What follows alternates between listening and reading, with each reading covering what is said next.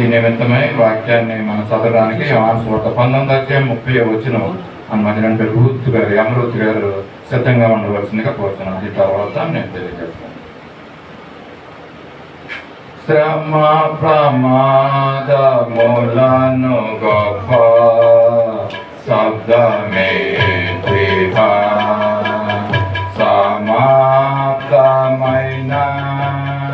దంజు తెలిపి సమశక్తివి గదా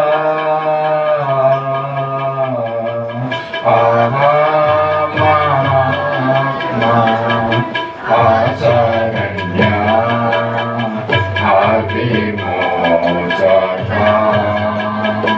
దోహరహిత సంపేనిను నా దోషమే గదా మహాత్మా ఆశరణ్య అవిమోచక.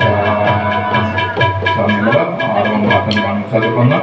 పరిశుద్ధ గ్రంథం నుంచి యోహాను సువార్త 19:30 మన మధ్యన రూత్ గారు ముందుకు వచ్చి ఈ యొక్క వాక్య భాగాన్ని చదివి వినిపిస్తారు. యోహాను సువార్త 19:30.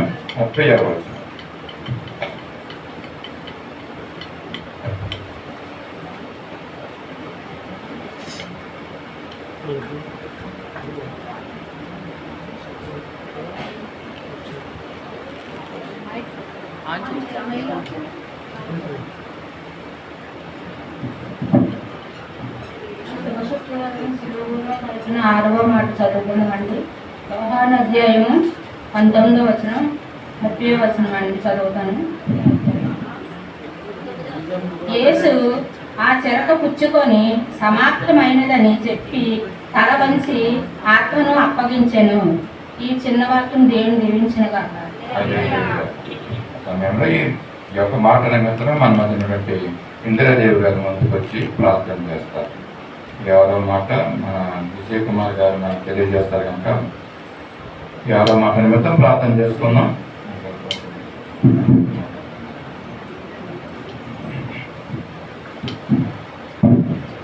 ప్రార్థన చేస్తున్నామండి.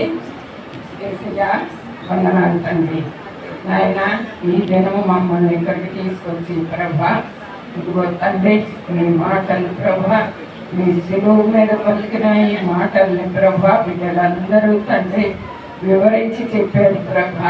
నాయన విన్నటువంటి మాకు ప్రభా మా వాక్యములను మా హృదయంలో ఉంచి మా పాత జీవితములను ప్రభా మేము విడిచిపెట్టి తండ్రి మీరు బోధించినటువంటి నాయన సత్యాలని ప్రభా మేము నెరవేర్చేటట్టు చెయ్యండి తండ్రి.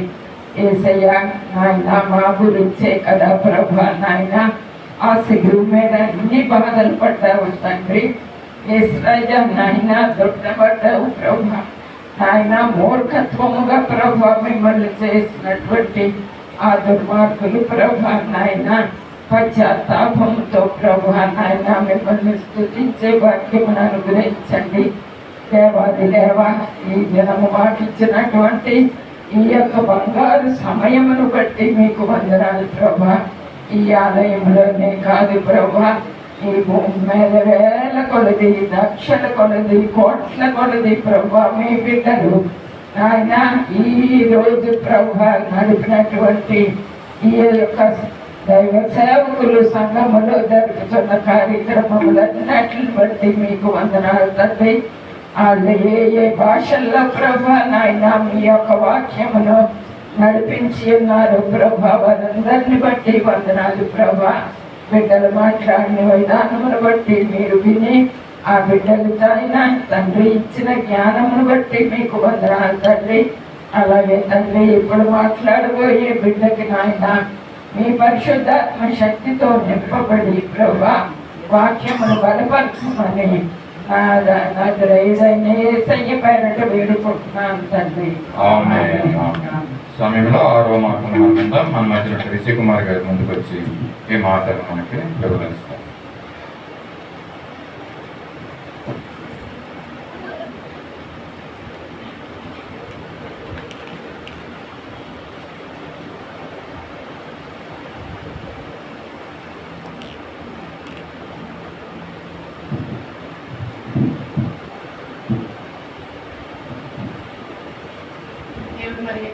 మరొకసారి నాకు అనుగ్రహించిన సమయాన్ని బట్టి నాకు ఇచ్చిన తరుణాన్ని బట్టి దేవుడికి వేలాది వందనాలు చెల్లించుకుంటున్నాను. మరి సమయము నేనే బ్రదర్ అండి. ఆ బ్రదర్ నుంచి మళ్ళీ నాకు నేనే అడిగాను కాబట్టి మళ్ళీ నాకే దేవుడు అప్పగించాడు. వచ్చే సంవత్సరం దేవుడి గారు అన్నట్టుగా మరి అందరికీ ఇచ్చేయాలండి, బలవంతంగా ఇచ్చేయడం ఇంకా లాభం లేదు. కాకపోతే ముందుగా చెప్పేద్దామండి, ప్రిపేర్ అవుతారు. మరి ఎంతవరకు కూడా 5 మాటలు చక్కగా మరి దేవుడు మరి ఆయన బిడ్డల ద్వారా మీరు మనతో మాట్లాడినాడు. మరి మొదటి మాట మరి నిజంగా దేవుడు మొదటి మాటలో తండ్రిని వేడుకున్నట్లు ఎవరి కోసం మనం విన్నాం కదా. అక్కడ మరి శిష్య అక్కడ ఆయన సిలువ వేసిన వారి కోసము, ఆ దొంగల కోసము తండ్రిని వేడుకున్నట్లు మొదటి మాటలో. రెండవ మాటలో మరి సిలువలో దొంగలు చేర్చుకున్నట్లు. మూడవ మాటలో మరి బాధ్యత తల్లిని యోహానికి శిష్యుడికి అప్పగించినట్లు. నాలుగది మరి నిజంగా తండ్రి ఎంత వేదనతో మరి అవిలగా చెప్పారు, నా దేవా నా చేయి విడవద్దని. మరి 5 చెప్పారు బ్రదరు, చరిత్రను అందించగా చరిత్ర అమ్ముతారని చెప్పానండి. భయంకరమైన చేత ఆయన నిజంగా మనిషి మనలాగే దాహం ఉన్నాడండి ఆయన. కాబట్టి చూడండి, మనకి చిన్న ముళ్ళు గుచ్చుకున్నా, మనం ఏదైనా బట్టలు కుట్టుకుంటానన్నా బట్టల మిషన్ గుచ్చుకున్నా ఏది ఎంత అంటాం, ఎంతో నలిగిపోతాము. అప్పటికే ఆయన ఇంతవరకు కూడా 5 మాటల వరకు కూడా ఆయన నలిగిపోయారండి. 5 మాటల్లో కూడా నలిగిపోయారు. మరి ఇక్కడ స్కీమ్ మీద కూడా వేసిన కదా చూసాము, ఎంత వేదన చెబుతున్నాడండి ఆయన, ఎంత వేదన చెబుతున్నాడండి. మరి 5 మాటల ద్వారా మరి దేవుడు మనం ఆయన పలికిన 5 మాటలో ఉన్న సారాంశం ఏంటి, వాటికి అర్థం ఏంటో మరి మనం ఇంతవరకు మనం విన్నాము. మరి ఇప్పుడు 6వ మాట కండి, యేసు ప్రభు వారు మరి సిలువలో వేదనతో బాధ్యతతో మరి పలికిన మరి శ్రేష్టమైన మాటలలోని 6వ మాట అండి. ఇది ఏంటది? సమాప్తమైనది. యోహాను సువార్త 19:40 ఉంది కదండి, సమాప్తమైనది. మనకు అందరికీ తెలుసు కదండి సమాప్తమైనది.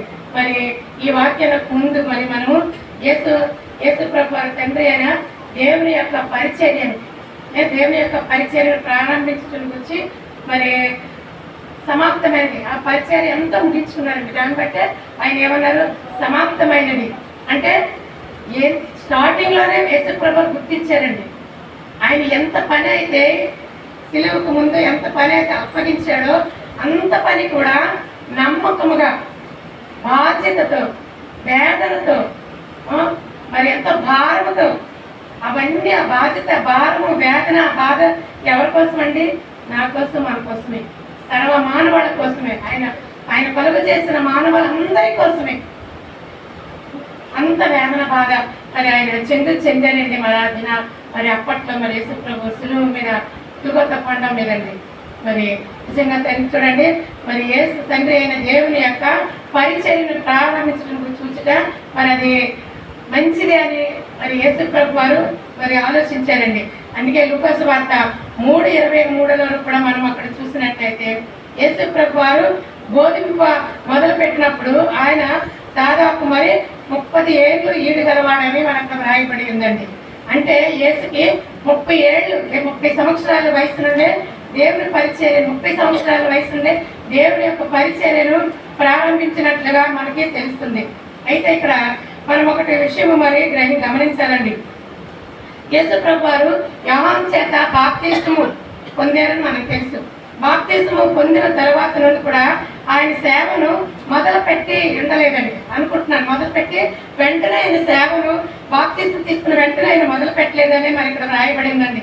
ఆయన బాప్తిస్మం పొందిన వెంటనే ఏం చేస్తారంటే, బాప్తిస్మం పొందిన సమయంలో పరిశుద్ధాత్మ పావురము రూపములో ఆయన మీదకి దిగి వచ్చినట్లుగా మరి లూకా 3:22లో మనము చూడగలము. మరి అక్కడ ఏముందండి? నీవు నా ప్రియ కుమారుడు, నీ యందు నేను ఆనందించుచున్నానని యొక్క శబ్దము ఆకాశం నుండి వచ్చినని అక్కడ రాయబడిందండి. మరి ఈ వాక్యమును మనము పరిశీలన చేసినట్లయితే ఆయన గురించి మనం చూడండి, పరిశుద్ధాత్మ దేవుడు పావురము వలె మరి ఆకాశం నుండి మరి ఆ స్వరము ఆయన మీ పౌరము వల్ల వచ్చి అక్కడ స్వరము ఆయన విన్నారు. మరి ఆయన బాప్తిస్మం తీసుకున్నప్పుడు కూడా ఎంతో మంది ఉన్నారండి. అలాగే యోహాను దగ్గరికి బాప్తిస్మం తీసుకున్న చాలా జనులు వచ్చేవారంటండి. వారు కూడా విన్నారంట అద్భుత ఆశ్చర్య కార్యం. అక్కడ పరిశుద్ధాత్మ మరి పావురము వల్ల ఆయన మీద రాలి ఆ మాటలు పలికినప్పుడు అక్కడ మరి యోహాను యొక్క దగ్గర బాప్తిస్మకు వచ్చిన వారు కూడా విన్నారటండి. మరి నిజం వెంటనే మరి బోధించలేదని అక్కడ మనకి సువార్త ఆయన ప్రారంభించలేదన్నట్లు అక్కడ మనకు తెలుస్తుంది. మరి లూకా సువార్త 4వ అధ్యాయము 1 నుంచి మనం చూస్తే మరి యేసు పరిశుద్ధాత్మ పూర్ణుడై యోర్దాను నది నుండి తిరిగి వచ్చి 40 దినములు ఆత్మ చేత అరణ్యములో నడిపింపబడినట్లు కూడా మనకు తెలిసింది. మరి చూడండి, అపవాది చేత మరి 40 దినాలంటే ఆయన శోధింపబడ్డాడు, అరణ్యంలో కొరపబడ్డాడు. మరి 11వ వచనంలో అపవాది ప్రతి శోధనను కూడా మరి పెట్టే ప్రతి శోధనను కూడా ఆయన ముగించాడటండి. ఏ శోధన కూడా ఆయన త్రోసివేయలేదండి. ఎందుకంటే తండ్రి చిత్తము శోధనలు మరి ఆయన అనుభవించటకు ఆయన శరీరము మరి తండ్రి ఆధీనంలో ఉందండి. తండ్రి చిత్తమే ఉన్నది కాబట్టి ఆయన నెరవేర్చుకుంటున్నాడు. ప్రతి శోధన కూడా మరి ముగించి మరి కొంతకాలం అయిన తర్వాత అంటే మరి అపవాది ఆయన్ని విడిచిపెట్టినట్లు మనకు అక్కడ అర్థమవుతుంది. 14-15 వచనంలో అప్పుడు యేసు ఆత్మ బలముతో గలిలయకు తిరిగి వెళ్ళాడండి. ఆయన కూర్చిన సమాచారము మరి ఎప్పుడైతే ఆయన గలిలయకు మరి ఆత్మ బలముతో పరిశుద్ధాత్మ యొక్క బలముతో మరి ఆయన గలిలయకు వెళ్ళాడో ఆ సమాచారము ఆ ప్రదేశం అంతటి కూడా వ్యాపించిందండి. అక్కడ మరి అందరి చేత మరి యేసుప్రభుకి ఏం కలిగిందంటే ఘనత కలిగిందంటే అక్కడ మరి ఆయనకి మహిమ ఘనత కూడా మరి అక్కడ కలిగినట్లు మనకి కనబడుతుంది. మరి సమాజ మందిరంలో ఆయన బోధించినప్పుడు మరి ఇదంతా కూడా తండ్రి చిత్తము నెరవేర్చినట్టండి. ఆయన సమాజములందరూ బోధించుట, మరి అరణ్యముల కొనుక్కోబడుట, శోధింపబడుట, శ్రమలు అనుభవించుట, ఇవన్నీ కూడా తండ్రి యొక్క చిత్తము నెరవేర్చడమేనండి. ఆయన మరి లూకా సువార్త 5వ అధ్యాయంలో చూస్తే మొదట ఆయన అక్కడ 5వ అధ్యాయంలో మొదట యేసుప్రభు ఏం చేస్తారంటే శోధించబడి తిరిగి ఆయన వచ్చినప్పుడు తర్వాత శిష్యులను ఏర్పరచుకున్నాడండి. 12 మంది శిష్యులు ఆయన మరి లూకా సువార్త 5వ అధ్యాయంలో ఏర్పరచుకున్నట్లు మనకు అక్కడ రాయబడింది. తర్వాత ఆయన పరిచర్యలో మరి ఆయన మరి వెళ్ళినట్లు పరిచర్య మరి ఆయన పరిచర్య అంతా కూడా మరి ఆయన పరిచర్యలో ఏంటేంటి ఎదుర్కొన్నాడో మనం చదువుకుంటున్నాం. రోజు కూడా ఆయన పరిచర్య మరి అంత ఈజీగా లేదండి. ఆయన సేవ తండ్రి అప్పగించిన పరిచర్య అంత ఈజీగా ఏమీ లేదు. ఆయనకి చాలా ఎదుర్కొన్నాడండి. పరిచర్యలో, శాస్త్రులలో, యూదులలో ఉన్న ప్రధానులు ఎంతో మరి తెలివైన వారికండి. వాళ్ళందరి నుంచి కూడా ఆయన ఎన్నో వ్యతిరేకతలు ఎదుర్కొన్నాడండి. వ్యతిరేకతని ఆయన పైన ప్రతి ఒక్కరికి ఆయన సమాధానం చెప్పుకుంటేనే ఆయన పరిచర్య ఆగకుండా ఆయన చేసినట్లు మరి అక్కడ రాయబడి ఉందండి. ప్రతి గ్రామంలో నుండి కూడా మరి యెరూషలేము నుండి వచ్చిన పరిసయ్యులు కూడా మరి ధర్మశాస్త్ర ఉపదేశకులు కూడా మరి ఆయన కూర్చుండి మరి ఎన్నో వ్యతిరేక ప్రశ్నలు ఆయన వేస్తున్నాడండి. ఆయన పరిచర్యలు కూడా అద్భుతాలు చేశాడండి, ఆశ్చర్యకార్యం చేశాడండి. ఆయన ఓన్లీ బోధించడం కాదండి, కుష్ఠరోగులను మాట ద్వారా ఆయన కుష్ఠరోగం చేయబట్టుకుని మనం స్వస్థపరిచాడు. ఆయన మాట ద్వారా చనిపోయిన వారిని లేపాడు. ఆయన మాట ద్వారా అనేక మంది దెయ్యాల్ని వెళ్ళగొట్టాడు. మరి ఎన్నో అద్భుత కార్యాలు, ఆశ్చర్య కార్యాలు చేశాడండి ఆయన పరిచర్యలను. ఆయన భూమి మీద 33.5 సంవత్సరాలు కూడా ఆయన వ్యాధులతో ఎన్నో చేశాడండి. అవన్నీ చేస్తూ అనుభవించే వాళ్ళ నుంచి ఆయనకి వ్యతిరేకత కూడా కలిగినట్లు కూడా మనకి ఇక్కడ మన బైబిల్లో మనకు రాయబడింది. మరి ఆయన స్వస్థపరిచి మరి ఎన్నో అద్భుతాలు చేస్తాడండి. ఇవన్నీ చూస్తూ ఉన్నారండి. ధర్మశాస్త్రోపదేశాలేంటి, శాస్త్రులేంటి, పరిసయ్యులేంటి, దెయ్యాలు వెళ్ళగొట్టడము, రోగులు స్వస్థపరచడము, చనిపోయిన లేపటము, అద్భుత కుష్ఠరోగులు స్వస్థపరి ఎన్నో కుంటి వారిని బాగు చేయటము, ఓత చేయగా వారిని స్వస్థపరచడము, శ్రమలో ఉన్న వారిని విడిపించాడు, దాహం ఉన్న వారికి సమరేసి దాహం ఇచ్చాడు. ఆమె ద్వారా స్వార్థ ప్రకటింపబడింది. ఆ గ్రామం అంతటికి కూడా ఎన్నో చేసి చూశారు. కానీ వాళ్ళలో ఇంకాను మరి ఆయన వ్యతిరేక స్వభావమే ఉందండి. వాళ్ళలో స్థిరపడిపోయింది. అంత వ్యతిరేక స్వభావం మరి వాళ్ళు ఉన్నప్పటికైనా అట్టి వారి మధ్య ఎంతో పరిచయం మరి అక్కడ ఆయన యేసుప్రభు వారు చేస్తారండి. ఆ విధముగా మరి ప్రభు బోధన మరి ఆయన చేత మరి ఎంతో మంది ఎన్నో కార్యాలు, అద్భుత కార్యాలు చేశాడండి. మరి అలాగేనండి ఆయన పగలంతా అద్భుతాలు చేస్తూ ఎంతో జనసమూహం ఆయన వెంబడించినప్పుడు కూడా యేసుప్రభు వారు ఎవరిని విడిచిపెట్టలేదంట. ఆకలితో కూడా ఎవరిని పంపలేదంట ఆయన పరిచర్యలను. సాయంత్రం అయ్యేసరికి వారికి అద్భుత రీతిలో ఆశ్చర్యకర రీతిలో ఆయన ఆహారం పెట్టేవాడండి వాళ్ళకి. ఆహారం పెట్టి మనకు తెలుసు కదండి. ఆహారం పెట్టిన తర్వాత ఎంత ఆహారం మిగిలిందో, ఎన్ని గంపలకి ఎత్తారో అన్ని కూడా తెలుసు. ఆయన పరిచర్యలో ఎంత చేశాడు. అందుకే యోగ 6లో కూడా ఉంది. కానీ ఆయన పరిచయలు, శాస్త్ర పరిచయలు మరి చాలా ఆటంగా పెట్టేవారు ప్రభు వారు. మరి యేసు ప్రభు వారు వాటి వేటిని కూడా లెక్క చేయలేదటండి. వేటిని కూడా వ్యతిరేకతలు ఏవి కూడా ఆయన లెక్క చేయలేదటండి. లెక్క చేయకుండా ఆయన కార్యాన్ని ఆయన చేసుకుంటూనే వచ్చారంట. మరి నిజంగా చూడండి, యేసు మరి ఆయన పరిచయం అపవిత్రాత్మ పట్టిన వరకు చూడండి. యేసు సర్వోన్నతుడైన దేవుని కుమారుడు, నాతో మీకు ఏమి పని? వాళ్ళ దగ్గరికి వెళ్తున్నప్పటికేనే ఆ దురాత్మ పట్టిన వరకు కూడా సర్వోన్నతుడైన దేవుని కుమారుడు, నువ్వు మాతో ఏం పని అంటే చూడండి, దెయ్యాలు కూడా అక్కడ మనకి సాక్ష్యం ఇచ్చినట్టే. దెయ్యాలు కూడా అక్కడ సాక్ష్యం ఇచ్చేయండి ఆయన దేవుని కుమారుడని. అలాగే యోహాను సువార్త 8లో కూడా అంటే ఆయన అంటున్నారు, పరలోకమందు నా తండ్రి నేర్పినట్లు ఈ సంగతులన్నీ కూడా మాట్లాడుతున్నారని చెప్పుచు ఇంకా ఏమంటున్నారంటే, నన్ను పంపిన వాడు నాకు తోడై ఉన్నాడు. ఒక్కటే అండి, ఎన్ని వ్యతిరేకాలు వచ్చినా, ఎన్ని ఆటంకాలు వచ్చినా, ఎన్ని శ్రమలు వచ్చినా ఒక్కటే యేసు ప్రభువులో ఏముందండి, పంపినవాడు తండ్రి నాకు తోడై ఉన్నాడనే నిరీక్షణ ఒక ఆయనలో ఉన్నదండి. ఆయన స్థిరపడి ఉంది. కాబట్టి నేర్పినట్టు మరి పరలోకమందున తండ్రి నేర్పినట్టు మరి సంగతులన్నీ కూడా మాట్లాడుతున్నానని చెప్పచ్చు. మరి ఇంకా ఏమంటున్నారండి, నన్ను పంపినవాడు నాకు తోడై ఉన్నాడు, ఆయనకి ఇష్టమైన కార్యము నేను ఎల్లప్పుడూ చేయదును. ఆయనకి ఎవరికి ఇష్టమైన కార్యం అండి? తండ్రికి ఇష్టమైన కార్యము. ఎన్ని శ్రమలు అనుభవించాలో తండ్రికి ఇష్టమా? అన్ని అనుభవిస్తున్నట్టు ఆయన రెడీగా అన్నారు. కాబట్టి ఆయనకి ఇష్టమైన కార్యము నేను ఎల్లప్పుడూ కూడా చేయటకు సిద్ధంగా ఉన్నానని మరి అక్కడ మరి రాయబడి ఉన్నదండి. మరి చూడండి, ప్రభువారి మీదకి యూదుల వల్ల వ్యతిరేకాలు వచ్చినప్పటికైనా సరే వాళ్ళు ఆయన మీదకి రాళ్ళు రుబ్బుటకు రాళ్ళు ఎత్తారు కానీ యేసుప్రభు రాళ్ళు వేయలేదండి. ఆ రాళ్ళు ఎత్తేటప్పుడు యేసుప్రభు వారిని ఏం చేసేవారండి, మరి యోహాను సువార్త 8లో అక్కడ చూస్తే ఒక్కొక్కసారి యేసుప్రభు దాగి వెళ్ళిపోతుండేవారండి. అది దొరుకుతూ ఉండేవారు కాదు, ఒక్కొక్కసారి దాగుతూ ఉండేవారు. దాగి ఎందుకు వెళ్ళిపోతున్నారు? నేను చేతకాని వాడు కాదు. ఎందుకంటే ఇంకా చాలా ఉంది. తండ్రి చిత్తంలో ఆయన చేయవలసింది ఇంకా చాలా ఉంది, ఇంకా సమాప్తం అవ్వలేదు. కాబట్టి ఆయన ఏం చేశాడు, ఒక్కొక్కసారి దాక్కుంటే వెళ్ళిపోతూ ఉండేవాడు. ఇంకా చాలా ఉంది ఆయన నెరవేర్చడానికి, చాలా చేయాలి ఆయన. కాబట్టి ఆయన ఆ విధంగా దాక్కునేటట్లుగా అక్కడ మనకి అర్థమవుతుంది. ఆయన వారిని తప్పించుకోవలసిన సమయం రాలేదు కనుక ఆయన వారి నుండి తప్పించుకోవలసిన వచ్చింది. ఆయన అంతకు ముందు నుండి కూడా ఆయన తన యేసు ప్రభువుని అంతకు ముందు నుంచి కూడా ఆయన మరణమును గురించి ఆయన శిష్యులకి బోధిస్తూనే వచ్చాడండి. బోధిస్తున్నప్పుడు శిష్యులు పలుమార్లు ఎందుకంటే ఎంతకైనా బాధ కదండి, నేను ఇలాగా సిలువ వేపెడతాను, మీరే నన్ను ఒక అప్పగిస్తాను అనగానే వారు బాధపడుతూనే ఉండేవారండి. శిష్యులు బాధపడుతూ యేసు ప్రభువుని గద్దిస్తున్నారట.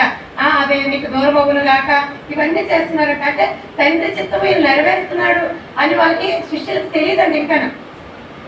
కానీ మరి అభ్యంతర పడుతుండేవారంట, ప్రభా ఇది నీకు దూరం అవును గాక అని కూడా శిష్యులా మనం అనటం కూడా మనకి తెలుస్తుందండి. మరి అలాగే మరి యేసు ప్రభువు కూడా మరి మత్తయి సువార్త మరి 6:16-22లో కూడా చూస్తారు కదా, యేసు ప్రభువు కూడా వారిని గద్దిస్తున్నట్లు, వాళ్ళ శిష్యులు పలికిన మాటలు కూడా గద్దిస్తున్నట్లు అక్కడ మనకి తెలుస్తుంది. మరి యేసు ప్రభువు మాత్రము తండ్రి తనకు అప్పగించిన పనిని పూర్తి నెరవేరినట్లు మనకి అక్కడ తెలుస్తుందండి. శిష్యుల గురించి కూడా తండ్రికి యేసు ప్రభువు అండి, శిష్యుల గురించి తండ్రికి ఎప్పుడు కూడా విజ్ఞాపనం చేస్తూనే ఉండేవారండి. యోహాను సువార్త 17వ అధ్యాయం కూడా అక్కడ మనకి అర్థమవుతుంది. యోహాను 17:4 కూడా చూసినట్లయితే, చేయుటకు నీవు నాకు ఇచ్చిన పని నేను సంపూర్ణంగా నెరవేర్చి భూమి మీద నిన్ను మహిమపరిచితిని అని తండ్రితో చివరిగా విజ్ఞాపన కూడా చేస్తున్నట్లు రాయబడింది. ఆయన తండ్రి పరిచర్య మొదలుపెట్టినప్పటి నుండి కూడా తాను దేవుని కుమారుడనే చెప్పుకొస్తున్నాడండి. ఇంకే ఒక్క మాట కూడా చెప్పలేదండి. తాను ఆ మాట చెప్పటం వల్ల వాళ్ళ అసూయలు ఇంకెక్కువ పెరిగిపోతున్నాయి. ఈయనంటే దేవుని కుమారుడు, మాకు దేవుడు యెహోవా దేవుడే ఉన్నాడు అని వాళ్ళ ఇంకా నేను చాలా మందికి నీ తండ్రి కుమారుడిని నన్ను పంపాడు అని చెప్పుకున్నట్టుగా కూడా చాలా మందికి అసూయ కలుగుతుందండి. అక్కడ దేవుడి మీద నిన్ను నెరవేర్చి భూమి మీద నిన్ను మహిమపరిచెదనని తండ్రితో చివరిగా విజ్ఞాపన చేసినట్లు మనకు అర్థమవుతుంది. ఆయన తండ్రి పరిచర్య మొదలు పెట్టినప్పటి నుండి కూడా తాను దేవుని కుమారుడు, దేవుని రాజ్యము సమీపంగా ఉన్నది కనుక అందరూ మారు మనసు పొందాలనే, దేవుని రాజ్యము సమీపంగా ఉంది కనుక అందరూ మారు మనసు పొందాలని ఆయన ప్రకటిస్తూనే ఉన్నారండి. నేను మీతో చెప్పిన ఎడల అదే ఇప్పుడు మాత్రము నమ్ముతారా అని ప్రభు కూడా వారితో అదే మాట చెప్తున్నారండి. అప్పుడు కూడా చెప్తున్నారు, ఇప్పుడు కూడా నేను చెప్తే వారు నమ్ముతారని మరి యేసు ప్రభు వారు అక్కడ 69వ వచనంలో అక్కడ రాయబడిందండి. ఆ ప్రకారమే ఇది మొదలుకొని మనిషి కుమారుడు మహత్యము గల దేవుని కృపాశ్యమున ఆసీనుడగునని వారితో చెప్పినప్పుడు వారు ఆయన మీద దైవ దోషణము చేయించున్నాడని నేరము మోపి చివరి ఆయనను సిలువకు అప్పగించినట్లు అక్కడ రాయబడింది. కానీ ఇక్కడ మరి ప్రభు తన శిక్ష అనుభవించే వరకు కూడా తండ్రిని మహిమపరుస్తున్నట్లు ఈ యొక్క లేఖనాలేంటి వచ్చినవన్నీ 4 సువార్తలు కూడా రాయబడిందండి. తండ్రిని మహిమపరుచుకుంటూనే వచ్చారండి. చివరకు సిలువలో వేలాడుతూ కూడా మరి తండ్రి తనకు అప్పగించిన పనిని సంపూర్ణంగా ముగించి ఉన్నారని చూడండి. అప్పుడు తన సిలువకి వ్యక్తకు ముందు ఎప్పుడైతే మరి మహాబల కార్యక్రమం ఉందో ఆయన సంపూర్ణంగా ఆయన తండ్రి అప్పగించి అంతా చేస్తాడు. అప్పుడు సిలువలోకి వచ్చినప్పుడు 7 మాటలు పలికినప్పుడు మీరు 6వ మాటకు వచ్చినప్పుడు యేసు ప్రభు అంటున్నారు, ఆయన దాహం కొన్నారు, దాహం తీర్చారు, చేతితో ఆయన దాహాన్ని తీర్చారండి. తీర్చిన తర్వాత నేను అప్పుడు అంటున్నాను సమాప్తమైనది. అప్పుడు అంటున్నాడండి. చూడండి ఎంత అవగాహనతో ఉన్నారండి, అంత వేదనతో బాధ అనుభవిస్తున్నాడు. బల్యంతో పొడిచారు, అంతంత మేకులు చూపించారు ప్రజలు, భయంకరమైన మేకులతో మరి పొడిచినప్పుడు మళ్ళా కిరీటం పెట్టారు, అన్ని పెట్టి బాధతో కూడా ఎంత అవగాహనలో ఉన్నారండి. చూడండి స్పృహ తప్పుకోలేదండి. తండ్రి చిత్తము నెరవేర్చండి, అంతా కూడా సంతోషంతో నెరవేర్చినట్లే. ఆ తండ్రి చిత్తం అంతా కూడా ఏంటంటే మానవమైన మన కోసమే, అదంతా ఆ యొక్క ప్రణాళిక అదంతా కూడా మన కోసమే. చూడండి సమాప్తమైనది ఎంత చక్కగా మరి అక్కడ యేసు ప్రభు సమాప్తమైనది చెప్పారు. మరి లాస్ట్ తనే తర్వాత మరి 7వ మాటలో కూడా చెప్తారు ప్రాణం అర్పించినట్లు. మరి ఇన్ని సమాప్తమైనది అనేది మనుషులు మనం ఏదైతే మనం పొందుకుంటున్నామో మనం అనుభవిస్తున్నామో అదే యేసు ప్రభు కూడా దాహం అన్నారు. మరి ఎంత వేదన మనలాగే వేదన చెందారు. ఆ వేదనంతా కూడా అది మన కోసమే, ఆయన కోసం కాదు, మన కోసమే. ఆయన ఎందుకంటే మన కోసం శ్రమలు పడడానికి ఆయన భూమి మీద రావడానికి ఇష్టపడ్డాడు కనుక ఆయన మరి నిజంగా ఆయన జన్మములో పాపము లేదు, పరిశుద్ధత ఉందండి, నీతి ఉంది, యథార్థత ఉందండి ఆయన జన్మలో. అందుకే మనకి మరి చూడండి బైబిల్లో చెప్తుంది కదా, బైబిల్లో ఏం చెప్తుందండి, కార్య ఆరంభము కంటే కార్య అంతమే మేలని. ఇదే మనకు మేలండి నిజంగానే. మరి ఎన్ని శ్రమలు కలితే వెళ్ళారండి. మరి ఇప్పుడు కూడా మనం చూస్తున్నాం కదండి, మరి ఎంతో మంది శ్రమలు ఇప్పుడు ప్రస్తుతం చూస్తున్నాం. అంటే కానీ ఇదేమో అంతం కాదండి, అంతం అంటే ఎప్పుడే రాదంట, ఇంకా ఉన్నదండి. ఇవన్నీ ఎదుర్కోవాల్సింది. మనం ఏమి చేయాలండి, మెలకుగా ఉండి క్రైస్తవులుగా మనం ఏం చేయాలండి, చేతులెత్తి మోపించి ప్రార్థనే. ఆ ఆయుధమే ఉండాలండి. చదువుకున్న వాళ్ళైనా చదువు లేని వాళ్ళైనా ఏ ఒక్కరైనా సరే ఆయుధం ఒక్కటేనండి. మన తర్వాత మన తదనంతరం మన బిడ్డల కోసము మనం ఏదో ఆస్తి సంపాదిస్తూ వాళ్ళు సుఖంగా ఉంటారు అనుకుంటాం. నో, సుఖంగా ఉండరండి. మనం చేసే ప్రార్థనే, మన ప్రార్థన ఆయుధం వల్ల వాళ్ళు సుఖంగా ఉంటారండి, వాళ్ళకి నెమ్మది ఉంటుంది. తల్లిదండ్రులుగా మనం చేసే ప్రార్థన జీవితం మన బిడ్డలకు మనం కాపాడుతుందండి. ఇంతవరకు చూడండి 7 మాటలు ప్రతి సంవత్సరం కూడా మనం చెప్పుకుంటున్నాం, వింటున్నాము, ఆచరణ పెట్టుకుంటున్నాము కనుక మరి సమాప్తమైనది చూడండి అంత చేశాడు. మనం కూడా మరి అందుకే దేవుడు మనకి ఈ లోకంలో మనకి ఇచ్చిన ఆయుష్దినాల్లో మనం ఏం చేయాలండి, ఆయన మరణ పునరుత్థానము, ఆయన సిలువ మరణ పునరుత్థానం గురించి మనం చాటేవారంగా ఉండాలి. దేవుడి కొద్ది మాటలు ఆశీర్వదించినగాక. యేసు ప్రభుల వారు తప్పికొన్నప్పుడు ఆయనకు ఒక చేదు చిరకను అందించారండి. దాన్ని యేసు ప్రభుల వారు పుచ్చుకుని సిలువ మీద ఆయన సమాప్తమై ఉన్నదనేసి చెప్పాడు. తండ్రి తనకు అప్పచెప్పిన 2 పనులు, ఒకటి ఆయన పాపులను రక్షించి సువార్తను తెలియజేయమన్నాడు. ఆ పని ఆయన చేశాడు, దాన్ని సమాప్తి చేశాడు. మరి అదే చెప్పారు, పరిచర్యను మరి సంపూర్ణం చేసిన వ్యక్తిగా యేసు ప్రభువు వారు ఉన్నారు. అంతేకాకుండా ఆయన లోకానికి వచ్చి పాపులను రక్షించడానికి సిలువ యాగము చేశాడండి. మనందరూ రక్షణ నిమిత్తము ఆయన అడుగుతాడు, తండ్రి ఈ గిన్నె నా యొద్ద నుండి తొలగించు, అయినా నీ చిత్తమే సిద్ధించు. ఇదంతా కూడా యేసు ప్రభు వారు తండ్రి చిత్త ప్రకారంగా తన పరిచర్యను సంపూర్ణం చేశాడు. మరి పాపుల నిమిత్తం ఆయన శిలువ యాగం చేశాడండి. ఈ రీతిగా ఆయన సంపూర్ణం చేసినటువంటి ఈ రెండు కార్యాలను బట్టి మానవుడు మరి రక్షణ పొంది ఉన్నాడు. అందుని బట్టి దేవుడి చేసిన కార్యాన్ని బట్టి యేసయ్యకు వందనాలు చెల్లిస్తున్నాను. ఆ 7వ